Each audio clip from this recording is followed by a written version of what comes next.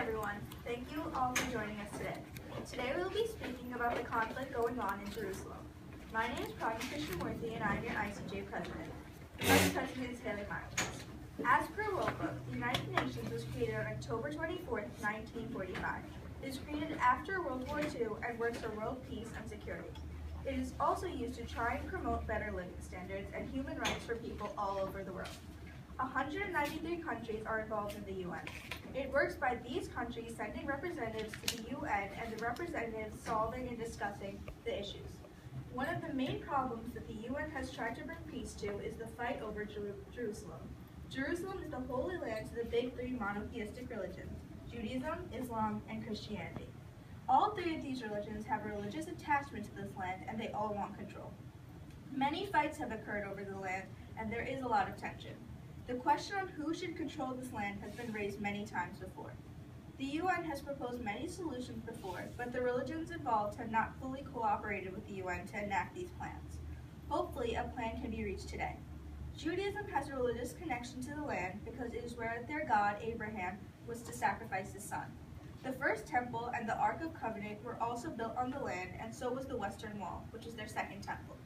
Christianity has a religious connection because this is where Jesus preached and was betrayed. This is also where he was crucified and resurrected.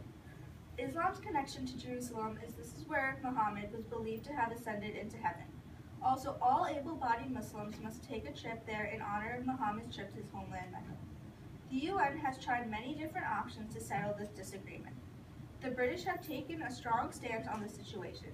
In 1947, the Balfour Declaration from the British sympathized with the Jewish people and said that Palestine should belong to them. This was, however, to get their support for World War II. Although this didn't grant the Jewish people any more land or any special privileges, it showed what another country not in this fight felt about the situation.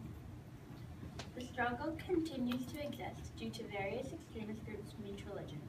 These groups do not always accept the peace plans that the UN has provided and they go against it. According to the article Hamas Calls for Intifada, the Hamas group, which is an extremist group from Islam, were protesting the reopening of the synagogue. Thousands of people, mostly students, took to the streets across Hamas-ruled Gaza to protect the opening of this synagogue and recent Israeli settlement expansions in the Holy City, where Palestinian rioters battled Israeli police. This Islamic extremist group has much control over the people living in that area, and it has caused major chaos. According to the UN Partition Recommendation in November 1947, the UN proposed that Jerusalem be split into different territories for the different religions. However, the Zionist Jewish activists did not accept this plan. They seized areas beyond the proposed state by using force and terrorism. According to the Daily Beast, one Christian Zionist is charged with planning to blow up Islamic holy sites in Israel. The extremist groups from all three monotheistic religions have caused serious problems and have gotten in the way of settling the dispute over the land. We hope to come up with a peaceful solution that will make all groups satisfied with the land.